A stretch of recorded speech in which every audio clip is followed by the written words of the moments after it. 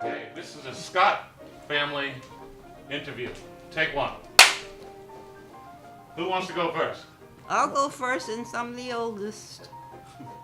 Born and bred and lived in New Rochelle most of my life. Beautiful city. Had a wonderful family, mother and father who took good care of us and saw to it that we had everything that we needed. We had good schools there. I was not the best student, but I attended school. We had wonderful opportunities to have education and going to the beaches and had friends, and it was a good life. Did they make, I Daddy make loved- this take everything? Castor oil? I loved being in New Rochelle. I was there, and Mother and Daddy were great parents. They provided for us. They were strict, especially with me, being the oldest. We had a great house. We had a garden, and Daddy would be out there working in the garden early in the morning, and then he would go to the office and do his job there. So it was a good life. I loved it, still do. So Uncle Walter, what do you think? Okay. Tell me about New Rochelle High School. Okay, well, when I was at New Rochelle High School, I played football there, and I was on the varsity team, and I played running back, and we had a good year. George Stock was there the year before. Everybody knew him, and it was pretty nice. I wanted to say one thing about my father. All of us three children, when we were young, they said we had to take castor oil all the time. So we would take the castor oil every day, and I want to correct you. Cod Cod liver liver oil. oil. cod liver oil. And we would take it every day, and we used to hate it. But they said that we would get to be 100 years old if all three of us take it every day, 100 years old. So my sister on my right is 92, and I'm 91, and my sister on my left, she's 85. But we've been 89. 89. And this is because we took the castor oil, That's cod right. liver cod oil. liver oil, every day. So I thought that was something pretty amazing. I mean, you know, if all three of us make 100, then They were right. yeah, and prove him right. And I just wanted to say that. That's how you get to be 100. All three of us. And the other thing he got, every 2 weeks we had a crate of oranges coming from Absolutely. Florida. Yeah. And my father never cooked, but he made orange juice for us every day. And Yes, the it grapes. is. and he also got a lot of fruit. He always had fruit coming in the house. Yeah. And he was really he was good for us. we had lots of friends in New Rochelle. We had, at New Rochelle High School, we had a lake, and it used to freeze, and we'd go ice skating. And my mother would only buy one pair of ice skates, and the three of us had to use the ice skates. She didn't know that they had to fit well. She didn't know anything about ice skating, but she did try. And So who got married first? Of course I did. I was the oldest. yes, and she got this dress, and I had to wear it. The because- wedding dress. Your wedding dress. The one I wore. Yeah. And she had to, I had to wear it because when she was getting the dress, they paid more for it than they wanted to pay for it. And I said, well, that's okay. I'll wear the dress. But when it was time for me to wear the dress, I didn't like it. I didn't want to wear it, but I wore it. And then on top of that, my nephew, oh, that would have been Lloyd, you're right. It's not Jimmy, it was Lloyd, absolutely. Yeah, he peed on it, but I don't know where that dress is now, but anyway. Well, I think it was a great city. And I think that Daddy was also a pioneer in promoting relationships with the other community, and he was especially interested in making the school system, especially for us black kids, improve, because he felt, and I'm sure that there were other people who felt, that their black schools, which were in black neighborhoods, were somehow quite inferior to the schools in the rest of the city of New Rochelle. That was one of his main goals. Would you agree with me on that? And he was on the Board of Education. On the Board of Education. You're absolutely right. And Yeah. he got them to confirm that and change the black school, had us go to Daniel Webster School instead of going to Lincoln School. And I don't know what else. But Yeah. I remember having to walk to school, and when we were in high school, it was a long way to go. And you think we would have to get a ride every morning? Maybe if it was 2 feet of snow, we would get a ride. He would give us a ride. Otherwise, what did we do? We walked. I don't know about you, but I got a ride. And all my friends got in the car too. But I'm talking about like every day. No, we didn't go every day. Oh, but on when bad days, yeah. on the bad days, we got a ride. Yeah, we got a ride. Well, people have different opinions, and my opinion was different.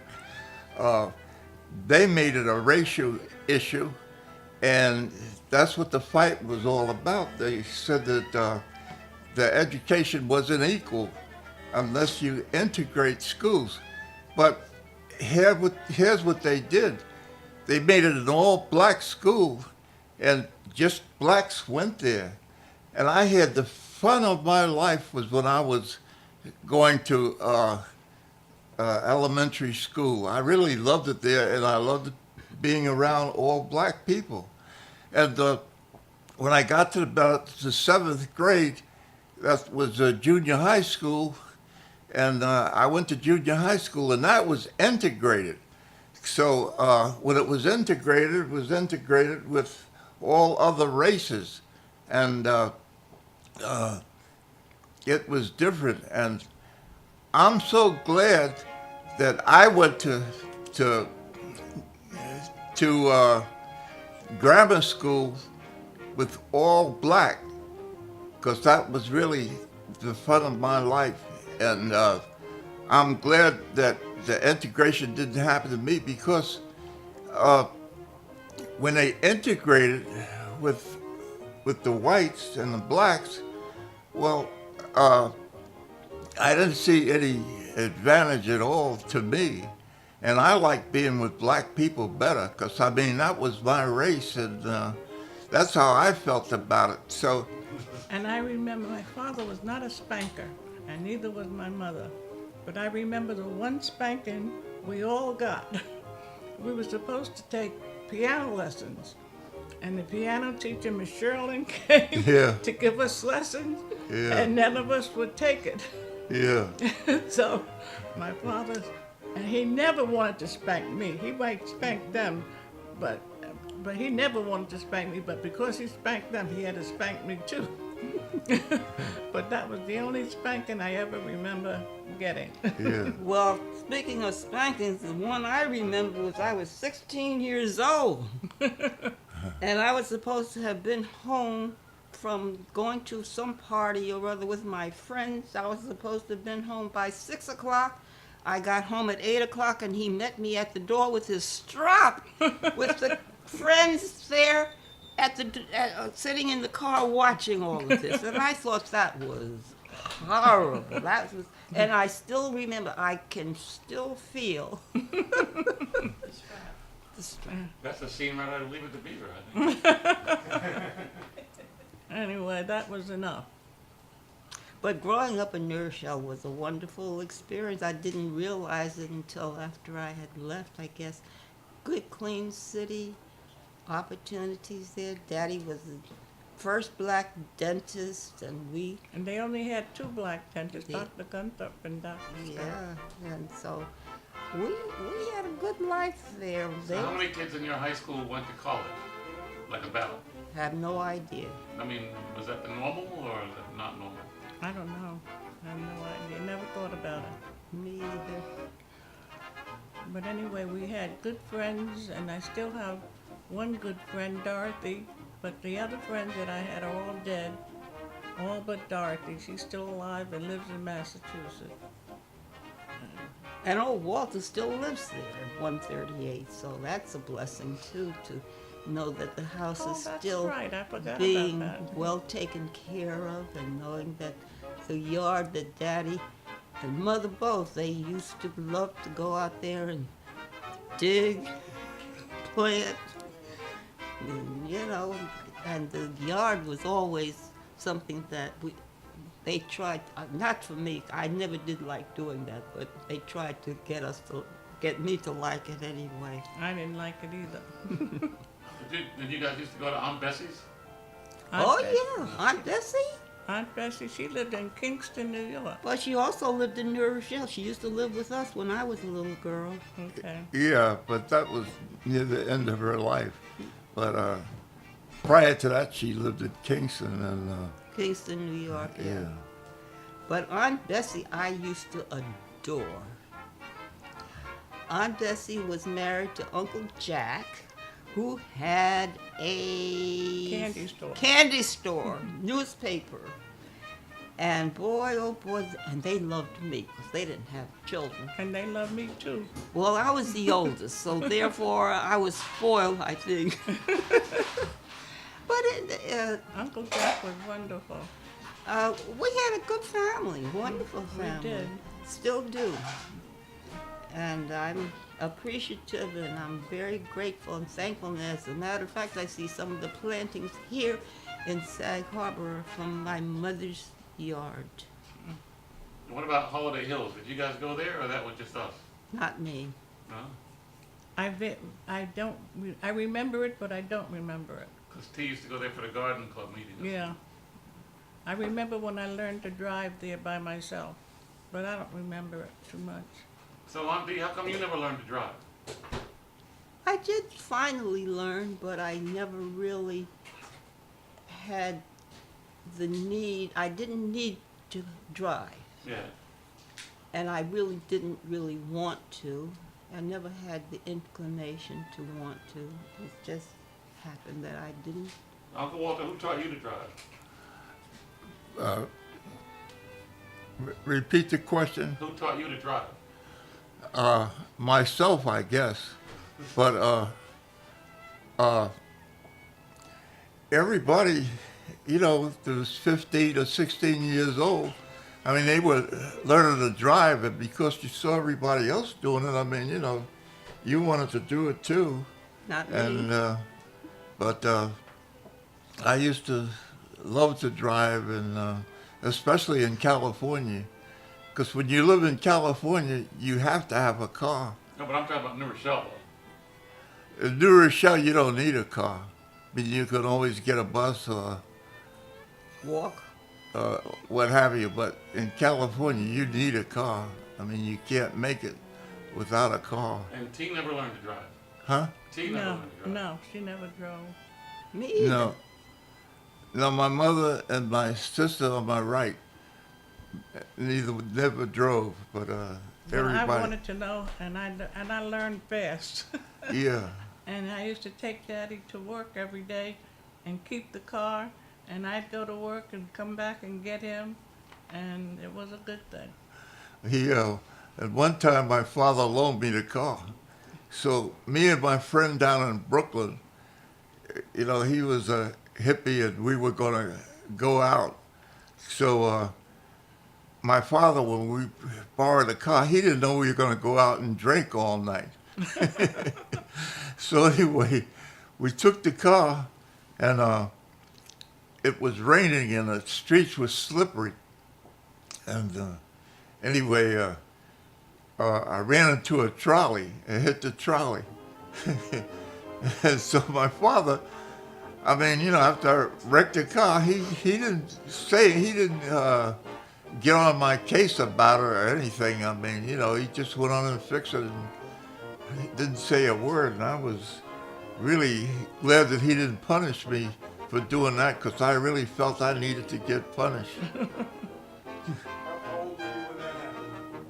Huh? How old were you when that happened? I think I was 16 or 17. But I was going out to get drunk that night. What was Bob's first? Do you remember what one of his first cars? He used to buy those Ramblers. I don't Rambler? remember. He used to have Ramblers, I remember. I don't remember. And he had the electric garage door open. I don't remember that either. You don't remember him having the button he pushed and the door would open? Oh, yeah. Yeah, yeah. I also remember the car Well- having to come down around the driveway and we always would be, We had to clean the snow. yes. Because he had to back out and up, yeah. But one other good thing that my father did was he taught us not to smoke and not to drink. And of course, I played football, and the coach told us not to smoke. But anyway, I didn't smoke at that time when I was 16 or 17, but finally I got with the crowd and I got it with the smokers. And I didn't know how much serious damage smoking can do to a person, especially growing up. It does affect you, and he's right about that. Tell me about that. But remember the vitamins Bob used to take every day? Oh, yes. T was giving him all Cod liver oil. Cod liver and oil. the pills. Vitamin pills. He didn't give us much pills. No, they gave No, Bob. T gave Bob? Bob. Yeah, she Okay. did, yes. Every day was orange juice that was hand Squeezed. squeezed. Yeah. He would order the crates of Of juice. oranges every 2 Yeah. weeks. Which of you is most like your father and which of you is most like your mother? Never thought about it. Me either. Sorry. All is well. I think that we have the combination of both parents within the three of us, probably. I don't know of any single thing that, All I remember was when Mother was ill and in the hospital, you and I went to see her one day, and we sat there and we talked to her, and I got up and went to the bathroom, and while I was going, she asked you, "Who is that?" And I just thought that was funny. well, they were really good parents. They were very, But very she lived to strict. 101. Almost 102. Right, exactly. Do the olive oil thing. Cod liver oil? Cod liver oil. Cod liver. Did I ever give it to you? T gave it to us. She gave it. That's good. But he was right about it, though. Yeah, it's all right. Back in those days, it was hard to be right about something like that back in those days. And Nobody believed in it at all. I know when I was invited to parties, when I turned to be a teenager, and I would be invited to parties that would start at 7 and probably end in the neighborhood of about 10 or 10:30.